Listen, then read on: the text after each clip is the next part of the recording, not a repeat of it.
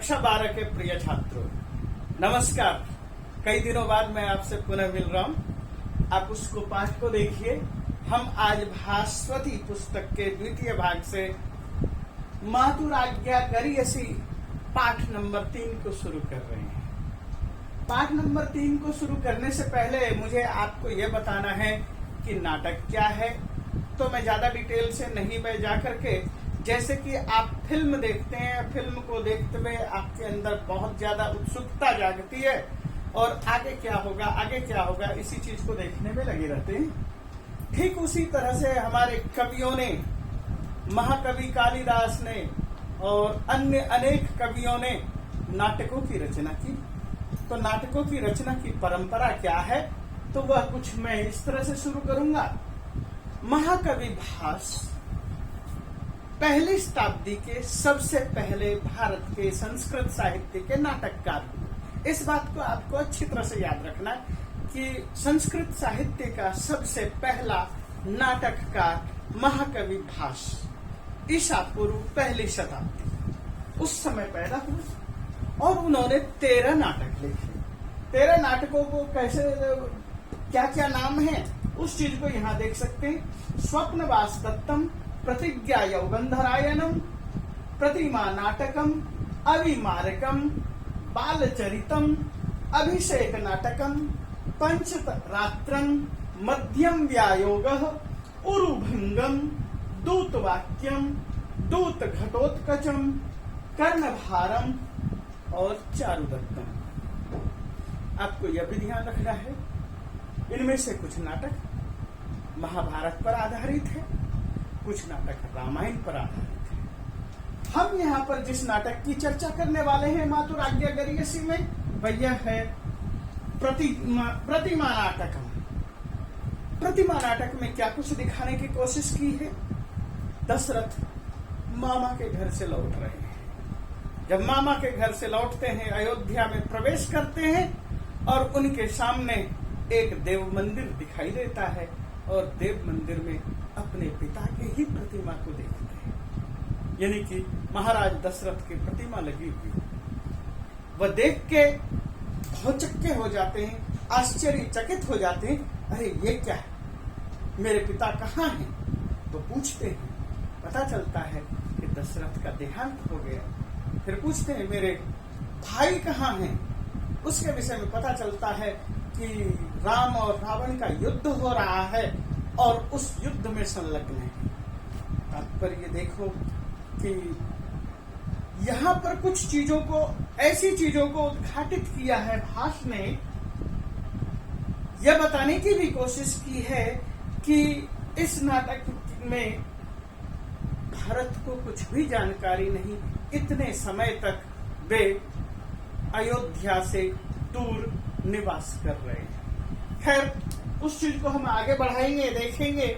उसमें कुछ ऐसी भी चीजें आएगी जो कि हो सकता है रामायण से मेल न खाती हो, लेकिन हम उस चीज को यहाँ पर रखेंगे क्योंकि भवभूति का भास का नाटक हम पढ़ रहे हैं। हम रामायण का मंचन नहीं कर रहे। रामायण से उन्होंने कुछ अंशों को लेकर के एक नाटक का स्वरूप दिया है। हम उस नाटक को उसी विधा में देखेंगे। तो आप देखिए, पुस्तक के अंदर पाठ जो नाटक है, आप उसको देखिए।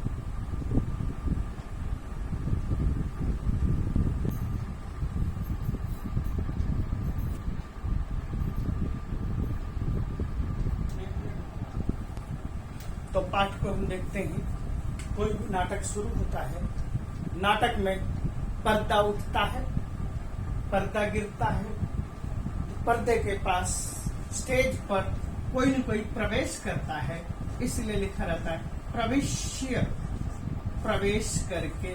कहाँ प्रवेश किया?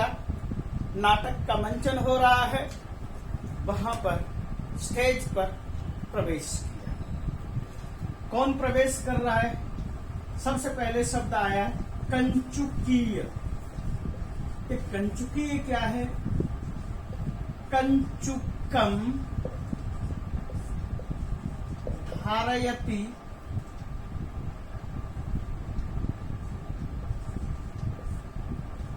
स वृद्धः ब्राह्मण।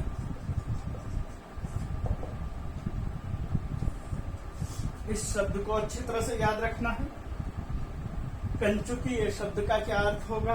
इसी तरह के नाटक में कुछ और भी तत्व आएंगे जिसको कि हम यहाँ पर साथ के साथ करते हुए चलेंगे। कंचुकीयम कंचुकम धारयति स वृद्ध ब्राह्मण। कंचुकम, कंचुक, कंचुक का मतलब होता है कुर्ता, जो कुर्ता पहनता है वह ब्राह्मण, जिसकी अवस्था काफी अधिक हो चुकी है, जिसको हम कह सकते हैं अंगम गलितम पलितम मुंडम दशन विहीनम लाला क्लिन्नम। ये जो शंकराचार्य की पंक्ति मैंने बोली है, ये उसी अवस्था वाले ब्राह्मण के लिए प्रयोग किया है। क्यों ऐसा किया है? क्योंकि अधिकतर रामायण में, महाभारत में, नाटकों में जो प्रयोग है स्त्री वनम,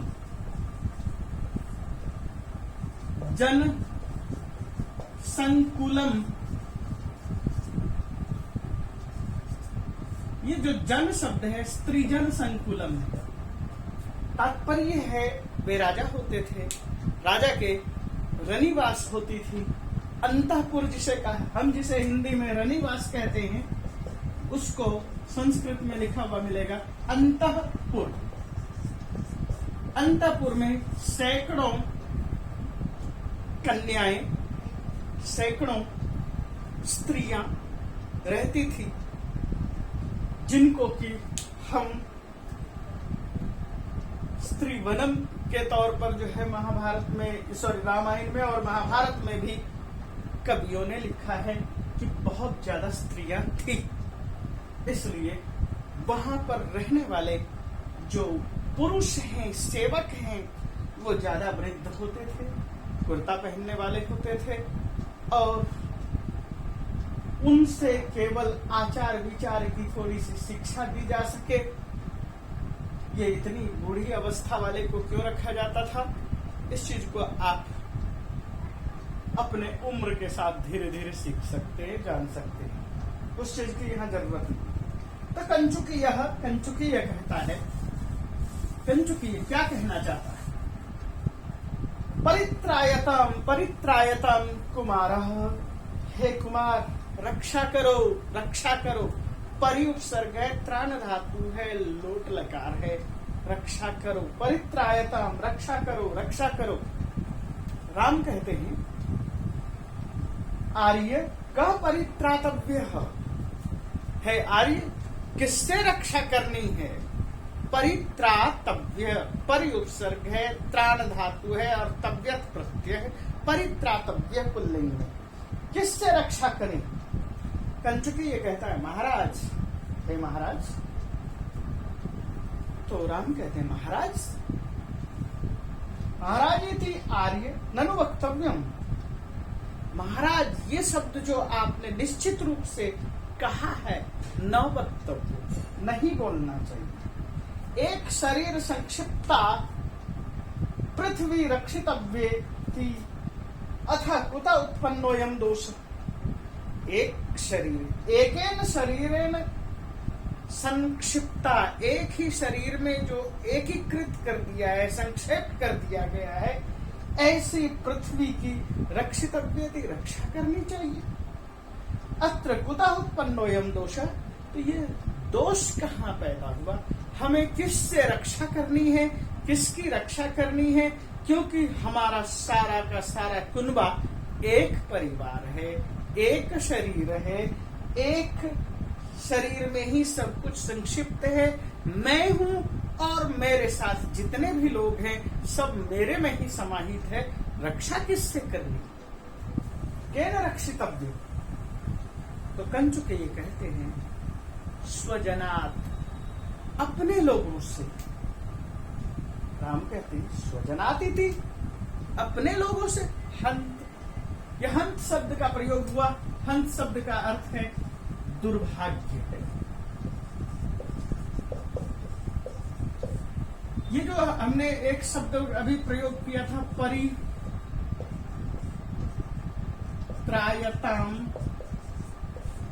परि प्लस त्राण प्लस लोक, प्रथम पुरुष एक वचन, और परित्राण तव्यत पुल्लिंग, परित्रातव्य। यह ध्यान रखना है। एकेन शरीरेन, एक शरीरन संक्षिप्ता, संक्षेप किया हुआ, यानी कि सब कुछ को एक में ही समावेश कर लिया। तो कहते नास्ति प्रतिकारः, यहां पर प्रतिकार तो है ही नहीं, कुछ भी करने योग्य तो है नहीं। कौन हमारा प्रतिकार कर सकता है? हम तो सारे के सारे एक कुनबे में बंधे हुए हैं, एक शरीर में आबद्ध है, तो फिर हमारा प्रतिकार कौन करेगा? हमारा दुर्व्यवहार कौन करेगा? हमारे ऊपर गलत निर्णय करना, गलत सोचना, ऐसा कैसे हो सकता है? हमारे प्रति किसी की दुर्भावना क्या हो सकती? किसी तो है ही नहीं, सब तो एक ही है। मैं और मेरे साथ रहने वाले सारे, हम सब एक मन वाले हैं, एक मना जुषस्व, एक मन में होकर के संतुष्ट रहने वाले लोग हैं। फिर प्रतिकार, फिर उल्टा व्यवहार कैसा? किसी के द्वारा बदला कैसा? प्रतिकार शब्द को हम दूसरे शब्दों में कहते हैं बदला। तो हमारा बदला किस चीज का होगा और कौन हमारा बदला ले सकता है? हमसे किसको बदला लेना है? तो यहाँ पर एक श्लोक दिया है, शरीरे अरि प्रहरति हृदय स्वजनस्तथा। अरि शरीरे, अरि दुश्मन, शत्रु, शरीरे प्रहरति शरीर पर प्रहार करता है। स्वजनस तथा हृदय, और जो स्वजन लोग होते हैं वो हृदय में प्रहार करते हैं।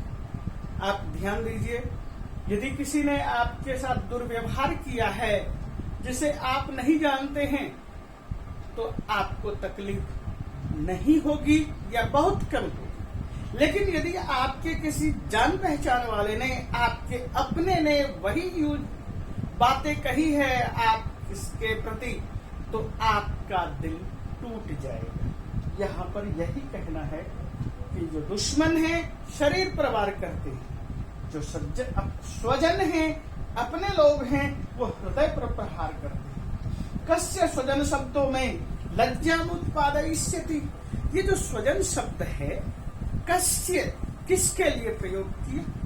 कस्मै कृते प्रयुक्त स्वजन, किसके लिए स्वजन शब्द का प्रयोग किया? लज्जाम उत्पादयिष्यति, ये मुझे जो है लज्जा पैदा करता है। ये किसके लिए स्वजन शब्द का प्रयोग कर दिया? स्वजन शब्द हमारे पास है ही कहाँ? हम तो सारे के सारे एक मना जुषस्व वाले हैं, एक मन से संतुष्ट रहने वाले। फिर हमारे यहाँ पर स्वजन, परजन, दुर्जन कहाँ से आए? कंचुकी ये कहता है तत्र भवत्या कैकय्या। तो ये भवती कैकयी का षष्ठी विभक्ति एक वचन भवत्याः कैकय्या, या भवती कैकयी है, महारानी राजरानी कैकयी। तो राम कहते किम अम्बाया, क्या अम्बा का, यानी क्या माँ का? अम्बा, अंबिका, अम्बालिका, माता, ये सारे के सारे माँ के लिए प्रयोग होते हैं। तेन ही उदर के गुणेन अत्र भवितव्यम, वह तो पानी की तरह से है, उदक अर्केन उदरकेन उदरकेन गुणेन अत्र भवितव्यम। वो तो उदर के समान, एक उदर के समान हमारे साथ व्यवहार करने वाले गुणों से युक्त हैं, और उसके प्रति हमें तो कुछ कहने की आवश्यकता ही नहीं है। माता के लिए हमें कुछ भी कहना शोभनीय। कंचुकी ये कहते हैं कथमिव, क्यों, कैसे, श्रूयताम, राम कह रहे श्रूयताम, सुनो, यस्यः, जिसकी, शक्र समो भर्ता, शक्र के समान, इंद्र के समान पति है, यानी जिसका पति इंद्र के तुल्य बलशाली है, इंद्र से के साथ भी मुकाबला करता है और इंद्र के साथ युद्ध के मैदान में भी चला जाता है, ऐसा शक्तिशाली पराक्रमी जिसका पति हो। मया पुत्रवती चया, और मेरे जैसा, मेरे सदृश, राम के सदृश जिसका पुत्र है, यानी जो पुत्रवती है, राम के तुल्य जिसके बेटे हैं, ऐसा। फले कस्मिन् स्पृहा तस्य, ऐसी उस माता को किस बात का फल है, किस फल की स्पृहा है, चाहत है, इच्छा, यानी कि उसके अंदर किसी भी तरह की फल की चाहत तो होनी ही नहीं चाहिए। तो फिर क्या क्या प्रॉब्लम आती है? तस्या येन कार्यम करिष्यति, तस्या जिससे येन कार्यम करिष्यति, वह इस तरह का कोई कार्य करेगी। किस तरह का कार्य? पहले शब्द प्रयोग किया है प्रतिकारः, प्रतिकार, बदला। तो वह किसी भी तरह का बदला कैसे ले सकती है, या किसी भी तरह का बदले की भावना उसके अंदर कहां से पैदा होगी? उसके तो हम पुत्र हैं, उसका पिता, उसका पति इंद्र के समान शक्तिशाली है, उसके अंदर फिर किस बात की इच्छा होगी? और वह किस चीज के लिए? ये न अकार्यम करिष्यति, वह किस वजह से कोई भी अकार्य, अकार्य,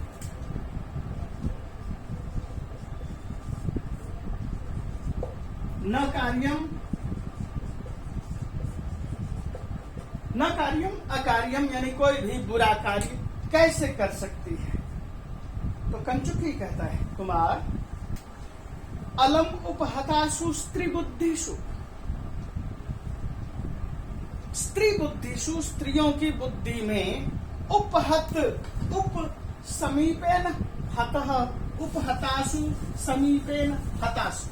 इस शब्द के अर्थों को ध्यान से देखिए। अलम, अलम के योग में हमेशा तृतीया विभक्ति या चतुर्थी विभक्ति का प्रयोग करते हैं।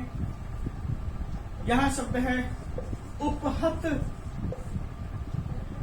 और प्रयोग क्या है? सप्तमी विभक्ति का प्रयोग, उप हृतासु, उपहृतासु, स्त्री बुद्धि, स्त्री बुद्धि। तो यहां पर ये कहना क्या चाह रहे हैं, इस चीज को थोड़ा सा ध्यान से समझने की जरूरत है। उपहत, हृत नहीं, हत ही है। तो हत का मतलब होता है मृत, उपहत का मतलब हुआ मृत तुल्य। तो मृत तुल्य का तात्पर्य क्या है? पूर्ण मृत नहीं। तो स्त्रीषु, स्त्री बुद्धिषु, स्त्री बुद्धि उपहत हो चुकी है, जिसकी स्त्री बुद्धि हरी जा चुकी है। तात्पर्य है स्त्रियों में बुद्धि की अल्पता है। अल्प बुद्धिषु स्त्रीषु, इसका ये अर्थ है। तात्पर्य यहाँ ये बताने की कोशिश की गई है कि स्त्रीषु बुद्धि नाम अभाव भवति, स्त्रीषु बुद्धेर अभावात्, स्त्रियों में बुद्धि की कमी की वजह से, स्त्रियों में अल्प बुद्धि होती है, इस वजह से। तो अल्प बुद्धि से तात्पर्य क्या है? अल्प बुद्धि, हृदय से सोचना,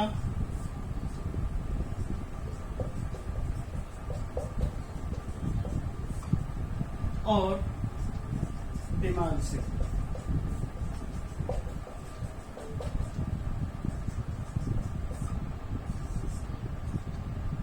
स्त्री किसी भी काम को करती है उसका हृदय गवाह होता है, चाहे दिमाग गवाही दे या ना दे। स्त्री दिमाग का प्रयोग कम करती है, वह हृदय से प्रयोग करती है। इसको आप ये कह सकते हैं भावना प्रधान होती है। पुरुष भावना के में अतिरेक होकर के कोई भी काम नहीं करता। यदि भावना के अतिरेक में होकर के काम करेगा तो उसका राज्य काज या उसकी जो भी व्यवस्था है, उसका जो भी संचालन की प्रवृत्ति है, वो सफलता से नहीं हो सकेगी। इसलिए वह दिमाग से आलोचना प्रत्यालोचना करता है, दिमाग में प्रयोग करता है, बुद्धि से प्रयोग करता है। बुद्धि का काम है विवेक को जागृत करना और किसी काम को कितना करना है, कितना नहीं करना है। किस तरह के लोग होते हैं, कुछ दुष्ट होते हैं, कुछ विडाल वृत्ति होते हैं, कुछ छली होते हैं, कुछ कपटी होते हैं। हर तरह के लोगों से हमें बचाव भी करना है, तो उसके लिए दिमाग की आवश्यकता होती है। पुरुष दिमाग से सोचता है, स्त्री हृदय से सोचती है। स्त्री भावना प्रधान होकर के काम करती है, पुरुष भावना प्रधान होकर के काम नहीं करता है, बल्कि दिमाग प्रधान होकर के काम करता है। अलम उपहतासु स्त्री बुद्धिषु, स्त्री बुद्धियों के उपहत होने पर, स्त्री बुद्धियों का स्वल्प प्रयोग होने पर। तो ये तात्पर्य है। स्वम आर्जवम, अपनी ऋजुता को उपनिक्षेप्तुम, जिसने अपनी ऋजुता को, सरलता को उपनिक्षेप्त कर दिया है। यहाँ पर तुमुन प्रत्यय है, यानी कि उसने अपनी आर्जवम स्वम आर्जवम, अपने ऋजुता को, सरलता को उपनिक्षेप्तुम, फेंक दिया है, किनारे कर दिया है, दरकिनार कर दिया है। तात्पर्य है माँ के अंदर जो सरलता होती है, माँ के अंदर जो ममता होती है, उसको उसने स्टॉप कर दिया, गला काट दिया। तस्या एव खलु वचनात् भवद अभिषेक निवृत्त, तस्या एव, उसी के, खलु वचनात्, निश्चित रूप से उसी के वचन से, भवत अभिषेको निवृत्त, भवतः अभिषेक, भवद अभिषेक, आपका अभिषेक, भवतः अभिषेक ये है। जैसे राज्ञः पुरुष राजपुरुष, भवत अभिषेक, भवद अभिषेक। तो भवद अभिषेक निवृत्त, ये मैंने अभी थोड़ी देर पहले अभी मैंने आपके सामने रखा। भवत अभिषेक भवद अभिषेको निवृत्त रोक दिया गया है, यानी कि राम से बताया जा रहा है, राम को कहा जा रहा है कंचुकीय के द्वारा कि आपका राज्य अभिषेक होना था, उसको रोक दिया गया। आर्य गुना खलवत्र, यहाँ तो गुण है, अच्छी बात है। अच्छा, मैं यहाँ पर एक चीज और आपको बताना चाह रहा हूँ, वो ये कि जब भी आप रामायण खोलेंगे, अयोध्या कांड को देखेंगे, वाल्मीकि रामायण, तो वहां पर स्पष्ट लिखा हुआ है कि राम को दशरथ पास में बुला कर कहते हैं, रात भर सोना नहीं, हमारे यहाँ पर अनेक तरह के लोग हैं, जासूस हैं और दुष्ट प्रवृत्ति के हैं, दुर्जन लोग हैं, वह कभी भी हमला कर सकते हैं। इस बात का संकेत को एक कड़ी बना करके यहाँ पर भाष ने प्रस्तुत किया है। हम उससे आगे बढ़ रहे हैं तो कहते ये तो अच्छी बात है, गुना खलवत्र, ये तो खलु जोड़ अत्र खलवत्र, यहाँ तो गुण ही है, अच्छी बात है। खलु प्लस अत्र, ये संधि देखिए, अयादि संधि, ऊ के बदले में व, खल और ऊ के बदले में व, और ये अ और ये त्र, खलवत्र। आप नाटक में खलु शब्द, ननु शब्द, ही शब्द, ह शब्द, इस तरह के तू, इन शब्दों की बहुत अधिक भरमार देखेंगे और साथ में जो भी डायलॉग होगा उसमें त वर्ग के शब्दों का प्रयोग ज्यादा देखेंगे। ये सारे के सारे अव्यय हैं और अधिकतर वाक्य को खूबसूरत बनाने के लिए इन शब्दों का प्रयोग किया गया है। कथमिव, कंचुकी ये कहता है कथमिव, कैसे? तो राम कहते हैं श्रूयताम, सुनो, वन गमन निवृत्ति पार्थिवस्यैव तावत, वन के गमन की निवृत्ति जो होगी तो राजा के लिए होगा। क्यों?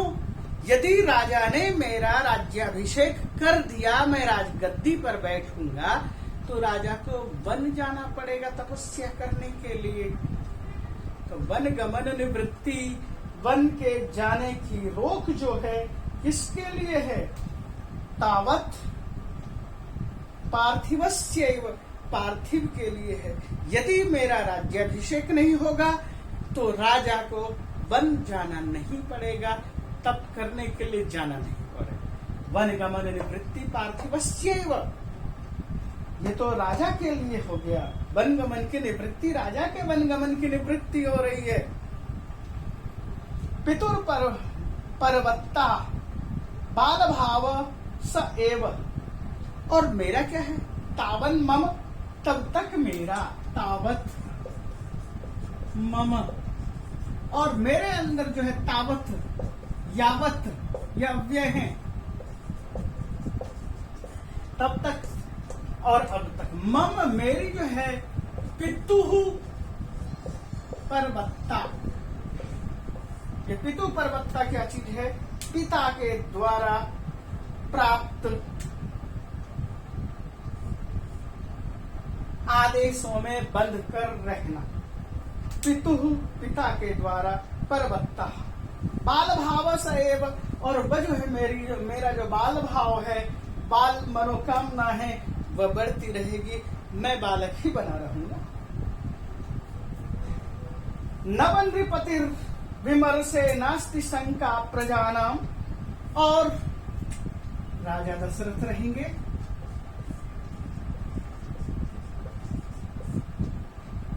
तो ये राजा पहले से हैं, तो उनको सोचने की आवश्यकता नहीं होगी, क्योंकि नव नृपति, यदि कोई नया राजा होगा, नव नृपति होगा, नया राजा होगा, तो उसके विषय में जनता विमर्श करेगी कि यह राजा उचित है या नहीं, उपयुक्त है अथवा नहीं, इसमें राजा के गुण अच्छे हैं या नहीं। नास्ति शंका प्रजानाम, यदि राजा दशरथ बने रहेंगे तो प्रजाओं के अंदर किसी तरह का कोई शंका ही नहीं होगी। और क्या होगा? अथ च परिभोगैर वंचिता भ्रातरों में, और मैं भ्रातर, मेरे भाई, परिभोगई, भोग विलास से जुड़े हुए संसाधनों से वंचिता, न वंचित नहीं रहेंगे। तो यहाँ पर कुछ चीजें आई। नंबर 1, इस श्लोक के अंदर से ये कहा गया है राजा के वन गमन की, वनस्य गमनम, वन गमन की निवृत्ति होगी। एक बात, वे तप करने नहीं जाएंगे।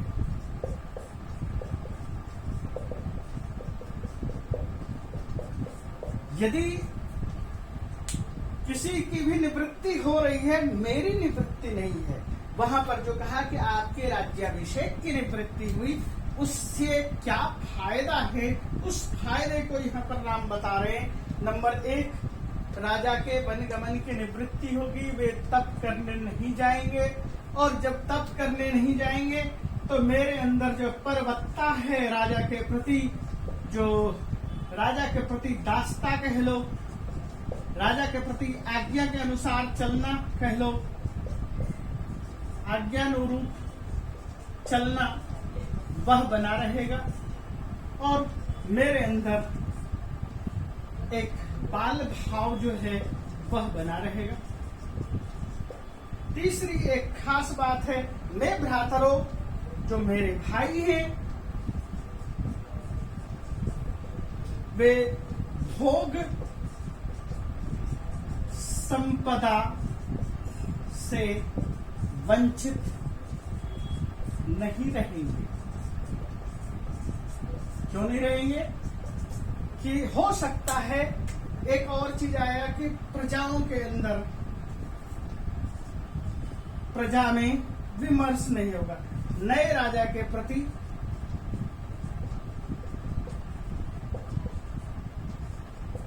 प्रजा में विमर्श नहीं होगा।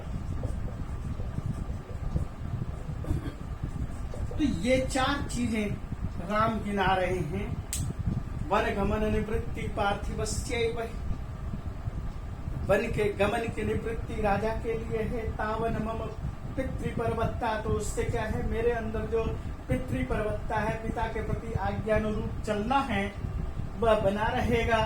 राजा के प्रति जब ये भावना रहेगी, मेरा बाल भाव भी बचा रहेगा।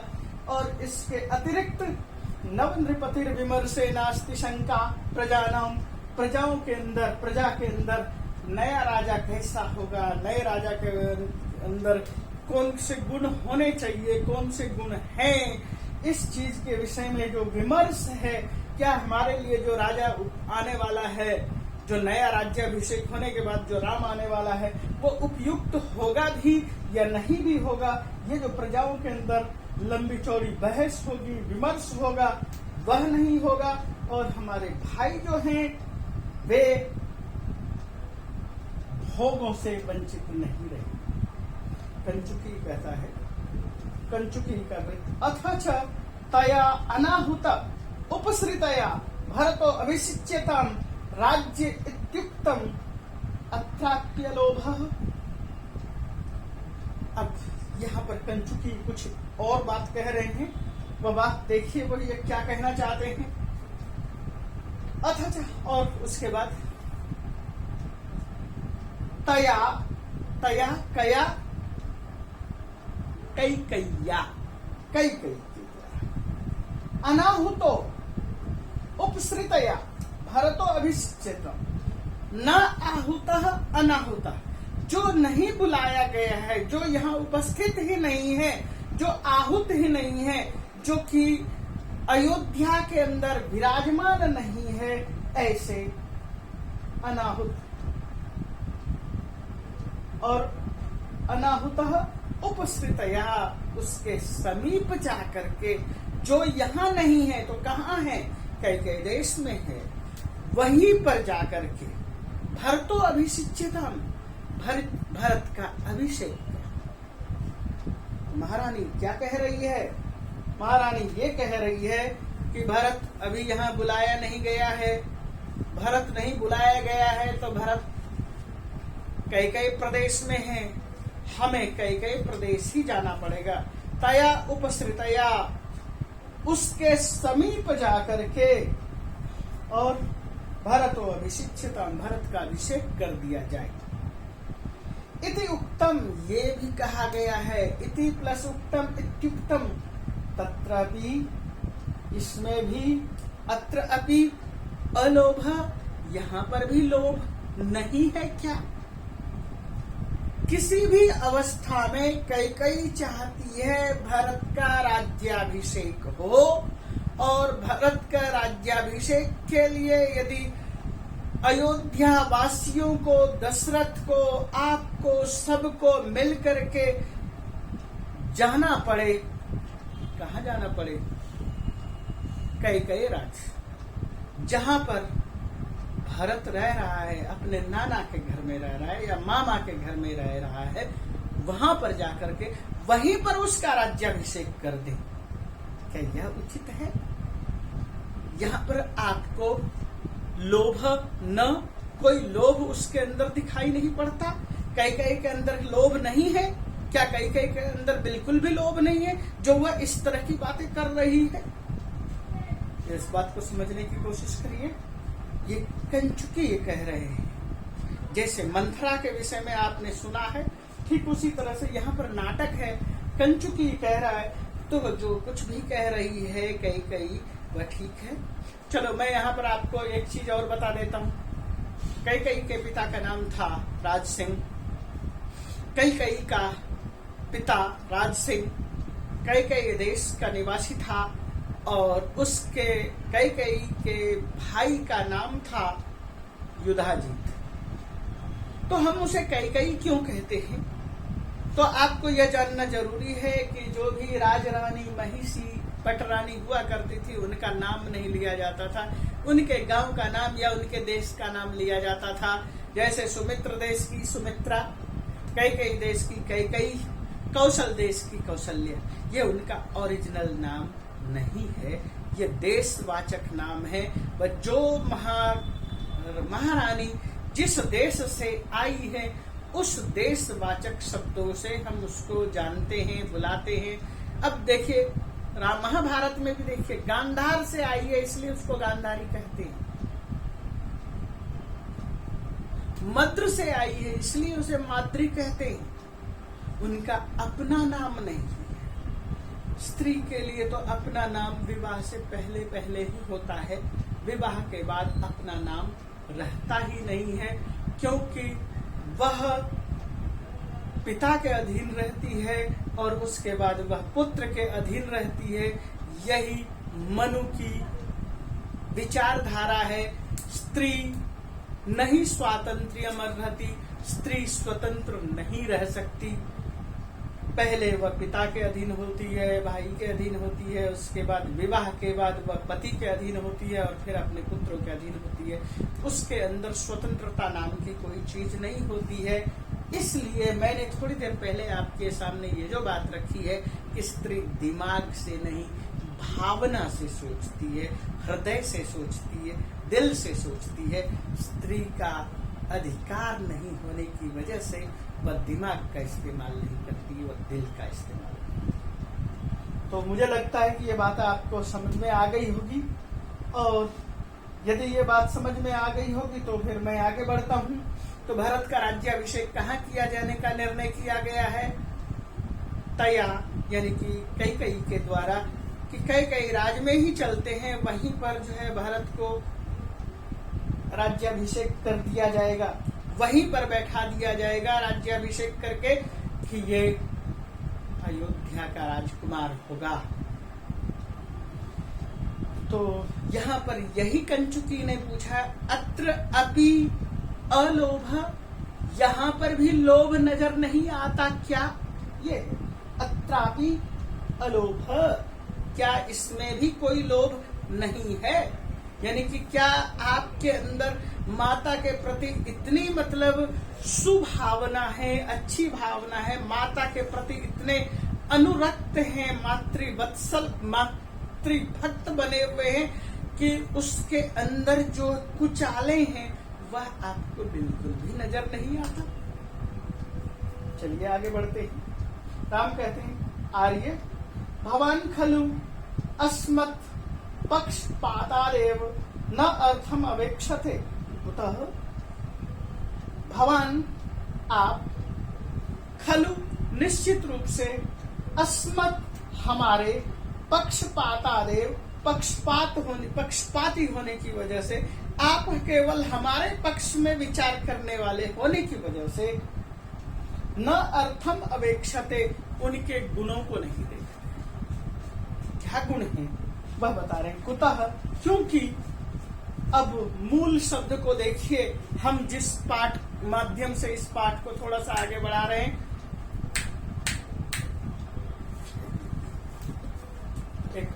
जैसा कि मैंने आपके सामने कहा, अत्र जोड़ अपि जोड़ अलोभ, यहाँ पर भी अलोभ है। यदि यहाँ क्वेश्चन मार्क लगा हुआ है, डायलॉग है, संवाद है, क्या यहाँ पर भी अलोभ है? यहाँ पर मैंने कहा था। उसके बाद यह राम के द्वारा श्लोक उपस्थित किया गया है। उस श्लोक के माध्यम से हम देखते हैं क्या कहना चाहते हैं। शुल्के विपरीतम राज्यम, यहाँ थोड़ा सा आपको गंभीरता से विचार करना पड़ेगा, सोचना पड़ेगा।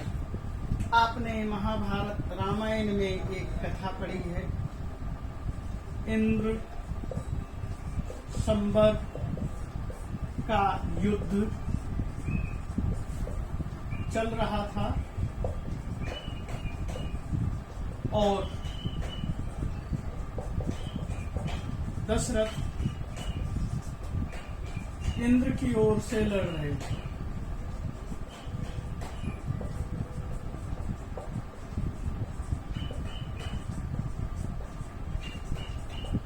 युद्ध में कैकेयी ही थी। इंद्र का संबर के साथ युद्ध हुआ और संबर के युद्ध में दशरथ भी इंद्र के पक्ष से युद्ध करने के लिए संबर के विपक्ष में युद्ध कर रहा था और रथ चला रही थी या रथ पर बैठी थी या रथ का जो भी था दशरथ उसके साथ थी। दशरथ के साथ कैकेयी भी थी और वहां पर यह कहा जाता है कि रथ का चक्का गिरने वाला था या रथ का चक्का टूट रहा था और कैकेयी ने रक्षा की और उससे उसके हाथ में चोट आई, अंगुली से खून बहा और उसके बाद उसी के बदले में दशरथ ने कहा, कैकेयी तुमने हमारी रक्षा की है, कोई 2 वर मांगो, 2 वर।